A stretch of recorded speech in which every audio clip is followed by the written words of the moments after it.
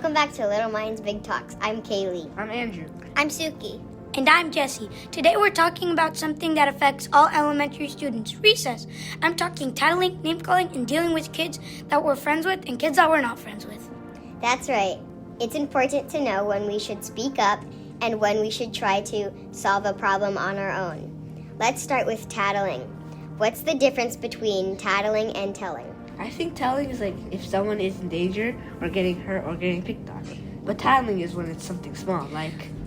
Oh, like one of your classmates keep looking at you funny. That's not really a big deal, but it's pretty funny. Exactly. Like if someone's bullying or calling you names, that's serious and it should be told to a teacher. But if someone accidentally bumps into you and you're mad, that's probably something you can talk about with them instead of telling an adult. The biggest problem I have at recess is cheating or lying just to get their way.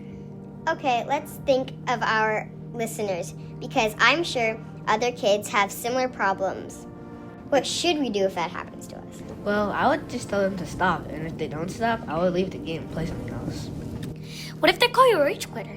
Just ignore them. Sometimes it's hard to ignore something like that, though. But you have to ask yourself if you're a rage quitter. No, it's just not worth me getting mad. That's why I want to leave. Then forget about them. Who cares if they say that? They're only saying it to make you mad. Yeah, you're right. I would just agree with them. One time this person was calling me a tattletale for no reason, so I just smiled and said, yeah, I am, and it made them mad. I know I'm not a tattletale. They were just trying to hurt me, but I took away their power. So what if someone calls you a name or says something mean? What do you do? Is that tattling if you tell? I think it is tattling if you tell right away because you should try to handle it on your own at first. Yeah, like you should let that person know that they hurt your feelings, or you don't want to let them call you that. If they continue, then you need to get an adult. That's a great idea, and sometimes if the name calling isn't too serious, we could ignore it and walk away. That shows again that we're not letting it get to us. But if it keeps happening, we should definitely talk to an adult. That makes sense, but what if it's not easy for someone just to walk away? What about the kids who get mad very easily? How do they handle that? If you are a kid who gets very mad easily, I would suggest taking deep breaths and calm yourself down before you react. That sounds nice and good, but that's really hard to do that in the moment. If you're mad, you're going to react sometimes without thinking, like the angry guy in Inside Out. Yeah, like anger, but you should try to control it because you'll be the only one who will get into trouble if you react too big. You have to try to be aware of your feelings when you start to feel them. You can also hurt yourself in the process. Recognizing your feelings takes practice. You can usually feel it in your body. Like, imagine a jar of glitter and liquid. When we get upset, it's like shaking the jar all around. We can't think clearly or make good decisions if we're like that. We won't always have adults near us to help anyway, so we'll have to try to handle these issues on our own if we can. We have to try to stay calm. Right, it's about finding the balance between solving the problem on our own and knowing when to ask for support. We're all learning how to handle these things as we grow. Is it time for a snack break yet? I want applesauce. Cut!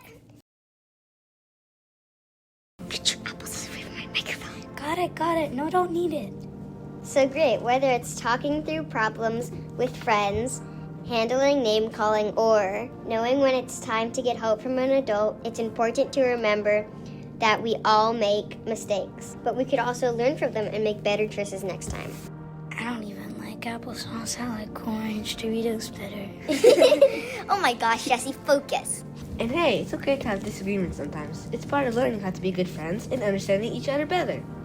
Okay, and what about when you're having a disagreement with someone who's not a friend? Huh? What do you mean? I know what she means. We have classmates that we're friends with, and we have classmates we don't get along with. Well, we aren't going to get along with everyone. Remember when Miss Brazil told us that she doesn't get along with all the teachers at her school? Oh yeah, she said she doesn't have to go frolicking on the beach with the teachers she doesn't like. But at school, she's always professional.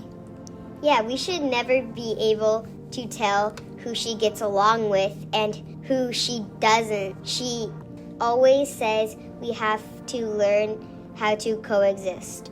Asking for help from an adult might be a better option if we're disagreeing with someone we don't get along with. We can always try to handle it on our own first. So if you're ever in a tough situation, remember, talk to your friend first, if you can, and ask for help when you need it. And make sure to always be kind, even when it's hard. That's right. Let's all try to be kind, be the kind of friends who lift each other up and help solve problems in a positive way. That's all for today.